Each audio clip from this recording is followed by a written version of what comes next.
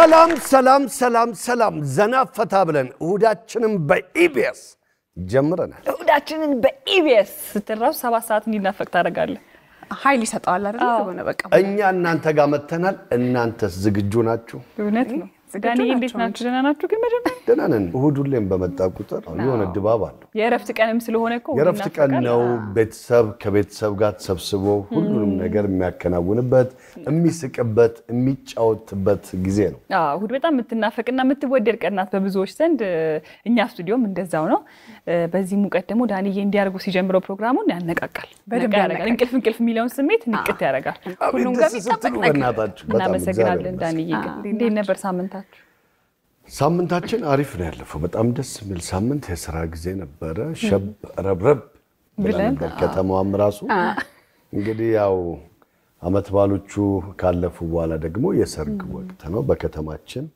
ሽርጉዱ በስቷልና ደስ ይላል ከሚዜነት በኋላ ጠንከር ማለቱ ዳንያል ግን ሚዜ ነኝ ብሎ ነበር ባለፈው ሳምንት የምታስታውሱ ከሆነ በዚህኛው ሳምንት ከሚዜነት ነው የተመለስከውና እንዴት ነበር ሳምንቱ በነገራችን ላይ ኢንተርናሽናል ወደ ከውጭ ሀገር ዜጎች ጋር ነው ሚዜውን ኩተነበርኩት እንግሊዘኛ ምን ደረሰ እንግሊዘኞችም ትንሽ ያው ከዚህም እዚህ ከሚያቀበለኝ አንዳንድ እንግሊዘኞች ነበሩ የኛንስ ባህል አልሰጣቸው ከነሱ የኛንም ሰጣቸው እሱም የሰጡናል እና ደስ የሚል ነው በአገራችን ባህል የኮራውበት ጊዜ ነበርና ምን ያህል ሰው እንዴት እንደሚወደን እኛነታችንን አብሮነታችንን ያሉንን ባህሎቻችንን ጭፈራዎቻችንን በጣም ከውጭ ሀገር መተው እዚህ እንዴት እንደሚደሰቱበት እንዴት እንደሚወዱት ይሁን ቪዲዮዎች ያያዩኝ ነበርና ሰርግ ላይ ሙሉ በሙሉ የወንድ ሚዜዎች ነጮች ነበሩ ሴቶቹ ደግሞ ኢትዮጵያውያን ነበሩና በደንብ ነው በቃ ባህላዊ ጭፈራውን ባህላዊ አልባሳቱን ለብሰው ሲጨፍሩ የነበረውና ለምደውት ነበር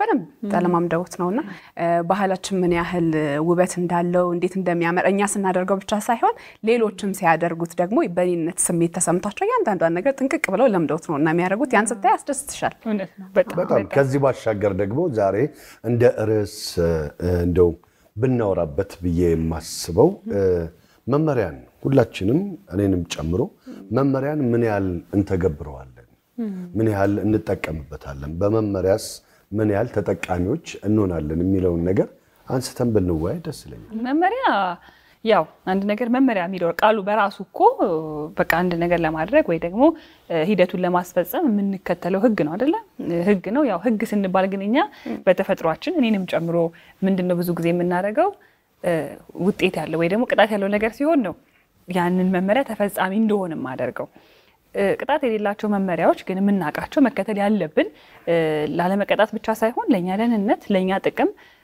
ለምንሰራቸው ስራ ማቅለል ምን ሄድባቸው ሂደቶች ናቸው ያንን ነገር አለመተግበር አንዳንዴ ያልጎዳን ይመስለናል ግን ብንጠቀመው ደግሞ ምናገኘው ነገር ነው የሚበልጠው ያልጎዳን የሚመስለው ነገር ምናልባት ከጊዜ ብዛት ወይ ከጊዜ ሂደት ከመልመድ ነው እንጂ ሳይጎዳን ቀርቶ ነው ብዬም አላስብም ስለዚህ መመሪያ አለመከተል ወይ ደግሞ መመሪያን አለማክበር የብዙዎቻችን ችግር ይመስለኛል ያው እኔ ብዙ ጊዜ መመሪያ ሲባል በመንሰራበት መስሪያ ቤት ብቻ ሳይሆን ከቤታችን ይጀምራል አይደለ ወላጆቻችን ኛን ሲያሳድጉን የራሳቸው የሆነ ያስተዳደግ መመሪያ አላቸው ያን ያደረጉበት ደግሞ ምክንያት አለው እነሱ አልፈውበት የመጡበትን ህይወት እኛ እንድንደግም ስለማይፈልጉ መመሪያ ያበጁልናል እኛም ደግሞ ዞረን እንደርስበታለን እኮ አንዳንዴ መመሪያ ሲባል መታዘዝ ሊመስለን ይችላል ታዛዥ የሆነ ሰው መልሶ አዛዥ ነው የሚሆነው ያም ነው ቤተሰቦቻችንኛ ህይወታችን ውስጥ ያደረጉ ይመጣሉ ላይም ዳኒም ልጆች አሏቸው አይደል ስታድጉ ቤተሰቦቻችሁ የሰጣችሁ መመሪያ አለ ያደጋችሁ የመጣችሁበት መንገድ ያን ደግሞ አሁን ልጆቻችሁ ላይ ታደርጉበታላችሁ ያልተቀበልናቸው ግን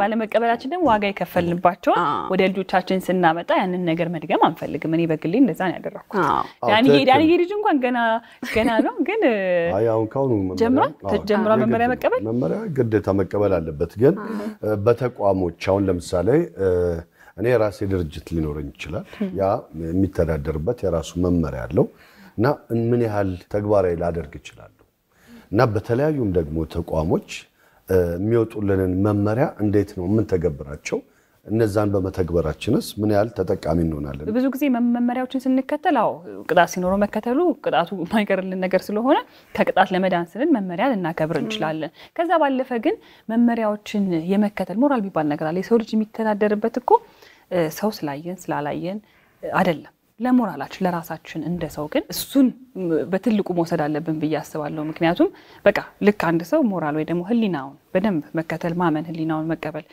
ልክ አይደለም ብሎ ማሰብ ሲጀምር ነው ትክክለኛው መንገድ መሄድ የሚጀምረው ብዬ ነው ማስበው። እኔ እንደውም ምን ያስታወስኩኝ ነበር አሁን ላይ በእንቅስቃሴያችን ላይ ሁላችንም ከአካባቢ ወደ አካባቢ ስንንቀሳቀስ ሊሆን ይችላል ከቤታችን ወደ ስራ ቦታ ስንመጣ ሊሆን ይችላልና በየመንገዱ የትራፊክ አደጋ እናያለንና የትራፊክ የራሱ የሆነ መመሪያ ህግና ደንብ አለው። ያንን አውቆ አለማስኬድ አለመቀበል አንዳንዴ የሚመጣው ነገር የከፋ ነው የሚሆነው። ምናልባት እኛ የምናስበው በቶሎ የሆነ ቦታ መድረስ ሊሆን ይችላል በፍጥነት በተባልንበት ሰዓት እዛ ቦታ መድረስ ሊሆን ይችላል ያቺ ምናባክናት ሰከንድ ሊሆን ይችላል አንድ ደቂቃ እንኳን የማይሞላ ነገር ሊሆን ይችላል ግን ይዞት የሚመጣው ነገር ህይወት ዘመናችን ዋጋ ምን ከፍልለትን ነገር ሊሆን ይችላል። የትራፊክ መብራት አለማክበር ሊሆን ይችላል እንደ ሹፌር መሪውን እንደያዘ ሰው እንደ እግረኛ ሆነን ደግሞ ስናሰላው በየትኛው መንገድ መሻገር አለብን የትኛው ጋር ነው የእግረኛ መንገድ ያለው የሚለውን ነገር ደግሞ ጠንቅቀን እናውቀዋለን እኮ አውቀን ግን በቸልተኝነት አንዳንዴ ደግሞ አለመተግበር አለ። ህጉን ደንቡን ስርዓቱን አውቆ አለመተግበር በራሱ የሚያስከፍለው ዋጋ ትልቅ ነው። አለማወቅም ደግሞ በዛው ልክ የከፋ ይሆናልና እስካወቅን ድረስ ደግሞ ለእያንዳንዷ ነገር ህግና ስርዓቱን ደንቡን ተከትለን ለህግ ተገዢ ብንሆን የምናተርፈው ነገር ቀላል ነገር አይደለም። ቸልተኞች መሆን የለብንም። በቃ ለመመሪያ ተገዢ መሆን አለብን። ተገዢ በሆንን ቁጥር ደግሞ ለብዙ ሰዎችም ጠቀሜታም ይኖረዋል ለኛም ጠቀሜታ አለው። ለህይወታችንም በህይወታችን ሂደት ውስጥም ደግሞ ብዙ የምናተርፋቸው ነገሮች ይኖራሉ መመሪያን በማክበር። ስለዚህ እንዴት ነው እነዛ የሚወጡት መመሪያዎች እንዴት ነው ብሎ ፈትሾ እንደም የሚጨመር ካለ አስተካክሎ አሻሽሎ ቢጨመር መመሪያን መከተል ከኢጎ ጋር ወይ ደግሞ ከመብለጥና ከመሸነፍ ጋር የተያዘ ነገር ነው ብዬ አላስብም። መመሪያን ማክበር ትልቅነት ነው። መመሪያውን ያወጣው ሰው ደግሞ የበለጠ መመሪያውን ቢከተለው ደግሞ የበለጠ ያንን ነገር ተፈጻሚነቱን እንዲቀል ያደርገዋል። ስለዚህ መመሪያዎች ካለ ምክንያት አይወጡም። ከብዙ ልምዶች ከብዙ ሁኔታዎች ታይተው ወደ ኋላ ወደፊት ተደርገው ነው እነዛ ነገሮች የሚወጡትና እንደ ሀገር ቶሎ ወደ እድገቱ ማማ እንዳናርግ ከሚያደርጉ ነገሮች አንዱ መመሪያን አለመከተል ነው። አዎ በተለይ ተቋማት ላይ ስንሄድ ሁሉም ሰው እኮ መመሪያውን ሲያወጣ የራሱ የሆነ ምክንያት አለው አይደለ? ቤቱ እንዲተዳደር የሚፈልግበት እንዴት ቢተዳደር ከየት ተነስቶ ወዴት ቢሄድ በእነማን መንገድ አልፎ ቢመጣ ምን አይነት ደረጃ ላይ እንደሚደርስ መጀመሪያውኑ አስልቶ ነው የሆነ ሰው የሆነ ነገር ሲጀምር ወይም ደግሞ እንደ ድርጅትን ስታቋቁሚው መታሰቢበት ነገር አለ። ከመነሻው እስከ መጨረሻው ድረስ ያለውን ፕላን ሰርተሽ ነው መቼምና የሚመጣው ሰው ደግሞ ወደ አንቺ ያንን አንቺ ያዘጋጀሽው መመሪያ ውስጥ መግባት አለበት። ምክንያቱም ወዶ ነው አይመጣው። ያ ካልሆነ ግን ምንድነው የሚሆነው? አንቺ የሰራሽውን ለመድረስ ያሰብሽው ቦታ ላይ እንዳደርሺ የሚያስቀርሽ ነው የሚሆነው። ስለዚህ ወደን እስከመጣን ድረስ ለመመሪያዎች ተገዢ ሆነ ብንሰራ መልካም ነው ብዬ አስባለሁ። አንዴ ደግሞ እንደ ማህበረሰብ ነገሮችን ይሄ መመሪያውን ተከትሎ የሚሄድ ሰው በቃ አንተማ ፋራ ለምን አስበው ነው ደግሞ እንደዚህ ሄደ እንደዚህ የምታደርገው ምናምን የሚል ነገርም ይነሳል። መመሪያን አለመከተል ትልቅም ጥፋት ነው ስህተትም ነው ወንጀልም ነው እና ብዙዎቻችን ደግሞ ይሄንን ፈጽመን አልፈናል። እኔ አሁን መመሪያ ጥሼ አማቃቸው ነገሮች አሉ። ስለዚህ እንዴት ነው ከዚህ በኋላ ራሴን በመመሪያ ውስጥ በዛ ማዕቀፍ ውስጥ ከተቼ ህይወቴን መምራት እንዴት እችላለሁ የሚለው ነገር ለሁላችንም ታሳቢ ሆኖ እቺ መልእክት ሁላችንም እንድታነቃንና ወደፊት ህይወታችንን በመመሪያና በመርህ የተከተለ እንዲሆን ልናስብበት ይገባል። ከዛ መለስ ስንል ያው እነዚህ ነገሮችን ስናመጣ መመሪያ ለመከተልን ስናነሳ ከልጅነት ከእድገታችን ይጀምራል።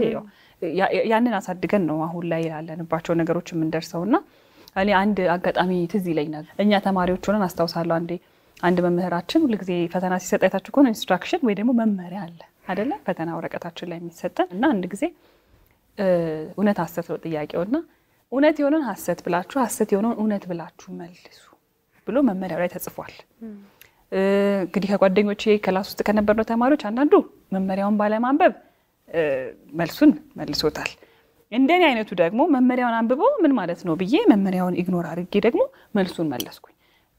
አስተዋውሳለሁ እዛ ክፍል ውስጥ የነበርነው ተማሪዎች ከዛ ክፍል ውስጥ ከነበርነው ተማሪዎች በሙሉ አንድ ሰው እንኳን መመሪያውን ተከትሎ የመለሰ ሰው አልነበረም። እቺ ትንሿ ነገር ናት እያደገች መጣ ብዙ መመሪያዎችን እንድንጥስ ያደረገች። እኔ ግን በዛ ሰዓት ግን እንደ ሙሉ ክፍል ተማሪ ዋጋ አስከፍሎናል። ይሄንን በሀገር ከፍ ስናደርገው ምን ያህል ነገሮች ላይ ዋጋ እየከፈልን እንደሆነ ማሰብ የምንችል ይመስለኛል። ስለዚህ ብዙ ጊዜ እንደዚህ አይነት ነገሮችን ስናነሳ እከሌ አስተካከል እከሌ መመሪያ ተከተል ሳይሆን እኔ እስቲ ምን ያህል መመሪያዎችን አልተከተልኩም መመሪያ ባለመከተሌ ደግሞ ዋጋ የከፈልኩባቸው ቀኖች ብለን መለስ ብለን ብናስብ በጣም ብዙ ነገሮችን ማንሳት እንችላለን። ለውጥ ደግሞ የሚጀምረው ራስን አውቆ ይሄን ባለማድረግ ይሄን አጥቻለሁ ይሄን ባለማድረግ በሞራል ልክ አልነበርኩም ብለን ስንጠይቅ ግን እዛ ጋር መልሶ ያለ ይመስለኛል። ስለዚህ ሁሉም ሰው የራሱን የቤት ስራ በደንብ አድርጎ መወጣት ከቻለ ብዙ ነገሮችን ማስተካከል ማሳደግ እንዲሁም ደግሞ መለወጥ እንችላለን። ረፍዶ አያውቅም ለምንም ነገር። ብዙ ጊዜ መድኃኒት አጠቃቀም ላይ ሊሆን ይችላል የኮስሞቲክስ እቃዎች ላይ መመሪያ ለማንበብ ምን ያህል ጉዳት እንደሚያመጣ በተለያዩ ማህበራዊ ሚዲያዎች ላይም የምንሰማው ነገር ነው። የቅርባችን ላይ ካሉ ሰዎች እናያለንና መመሪያውን አንብበን ባለመጠቀማችን በህይወታችን ላይ ጤናችን እስከማጣት እስከሞት ድረስ የሚያደርሱ ጉዳቶች ይደርሳሉና ይሄ የሚሆነው መመሪያ ለማንበብ ነው። አንዳንዴ በዘልማድ ተነስተን የምናደርጋቸው ነገሮች አሉ አይደል? ይሄ መድኃኒትማ እንዴት እንደሚወሰድ እኔ ያውቀዋለሁ በቃ እንዲያርጌ በውስጥ እንደዚህ ባደርግ እንላለን። ወይም ደግሞ ጊዜያቸው ያለፈባቸው ነገሮች ልንጠቀም እንችላለን። ይሄ ሁሉ የሚመጣው መመሪያውን ብናነበውና ብናውቀው ኖሮ ይቀመጣል እኮ በእያንዳንዱ ካርቶን ውስጥ የሚቀመጡ ወረቀቶች ሊኖር ይችላሉ። የምንጠቀማቸው ነገሮች ላይ አብሮ የሚመጡ ነገሮች አሉ። ያ ዝም ብሎ የመጣ ሳይሆን አንብበን እንድንጠቀም ነውና ያን ባለማድረጋችን ብዙ ነገር እናጣለን። ስለዚህ መመሪያን ተከትለን በመሄዳችን ሁላችንም ተጠቃሚዎች እንሆናለን። ራሳችንን ጠቅመን አገርንም ህዝብንም መጥቀም እንችላለን የሚለው መልእክት በዚህ አጋጣሚ ሁላችንም እንድንማርበትና እንድንጠያየቅበት ነው። ስለዚህ አሁን የሽልማት ሰዓታችን ላይ ደርሰናል። ከመሸለማችን በፊት ግን እንደተለመደው እናፈነዳለን። እስቲ እናፈንዳ እንዳልነው ዳኒ ምን ተባባለ? እኔ መጀመሪያ አንድ እንደጀርለ አንድ እንዳደነገጥኩ ዳኒ ሶስት ላንቺ ነው። አረንዳ በእኔ እንደሳቀው ማለት ነው በለው እንዴ አልኩኝ። አረባ ለምን እንደሚያስቸግረኝ ገባህ አይደል? አሁን ደግሞ ለባለድል እንደውል አይደል? ከዳግማዊ ትንሣኤ ጥያቄያችን እንግዲህ መላሽ አይደል ዛሬ የሚሸለም ሙክት ሰተናል። ሁለት ሳምንት አሁን ተከታታይ ደግሞ ዛሬ ወደ ትንገበው ነው እንጃ እንግዲህ ዳኒ መልካም እንደውል እስቲ እንግዲህ አይ ሴት ናት እኔም ሴት ናት ብያለሁ። ማለት ነው ችግር የለም።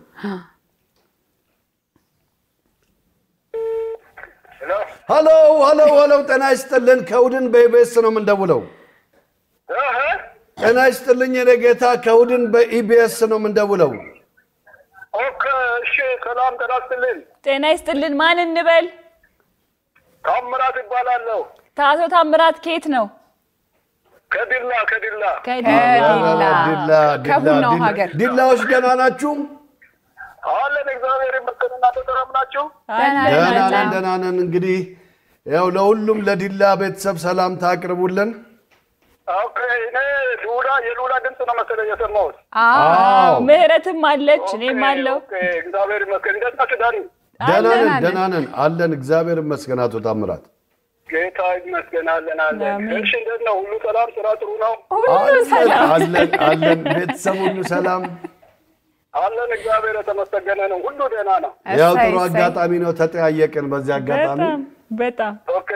እስቲ እጅ ከመን የባለፈው ሳምንት ጥያቄያችን መላሽ ሆነው ነው የደወልነውና እስቲ መልሷን ያስታውሱን አቶ ታምራት። የባለፈው ሳምንት ጥያቄያችን መላሽ ሆነው ነው የደወልነው። ኦኬ አመሰግናለሁ በጣም። መልሷን ግን ያስታውሱን አቶ ታምራት። መልሱን ብዙ ጥያቄዎችን መልሼ ስለነበረ እስቲ ላስታውሰው አንዴ። ይቅርታ ያስታውስ ችግር እሺ እንትና ነበረ የተጠየቀው ሻለቃ አየለ። በትክክል ተመልሷል። አቶ ታምራት ሻለቃ አየለ ዘውዴ የሀገር ባለውለታ ናቸው። ሻለቃ አየለ ዘውዴ በትክክል ተመልሷል። በዓል ቀን ሉላና ጸጊ ሄዱበት ቤት ነው። በጣም የወደድኩት ፕሮግራም ነበር። ስለዚህ ወደ ሽልማቱ እንሂዳ። እሺ ይቻላል። መልካም እድል። ወደ ሽልማት እንሄዳለን። መልካም እድል።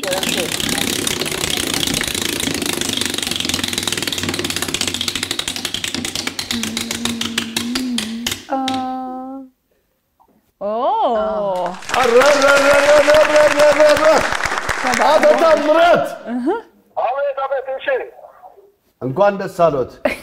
እንኳን እንኳን አብሮ ደስ አለ ዳኒ። ዲላ እንዴት ነው? በምንድን ነው የምትታወቀው?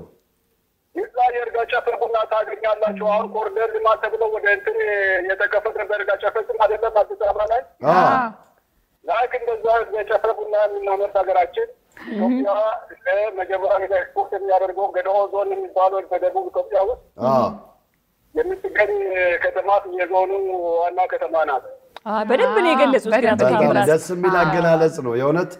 የሀገር አምባሳደር ማለት እንደዚህ ነው። በጣም ደስ ይላል። በጣም ስለዚህ አሁን ከእንግዲህ ወደ ቤት ሲገቡ አረፍ ሲሉ ምሳ ቶሎ እንዲደርስ ሽንኩርት መክተፍ የለም፣ በመፍጫ ነው። በሽንኩርት መፍጫ እንኳን ደስ አሉት። ተሳትፎት ይቀጥል አቶ ታምራት፣ በጣም ነው የምናመሰግነው። እሺ እኔም አመሰግናቸዋለሁ።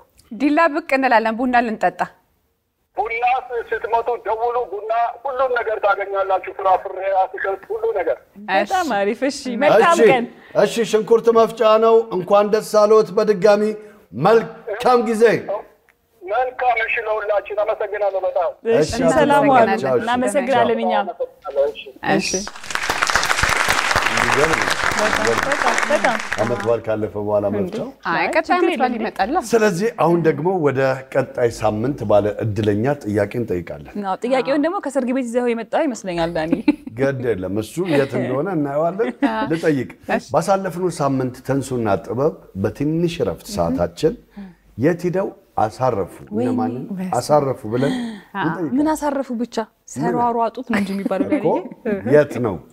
እሱን ቶሎ ንገሩን። እኛ ደግሞ ለሚቀጥለው ሳምንት እንሸልማለን፣ እናጓጓለን፣ እንሸልማለን።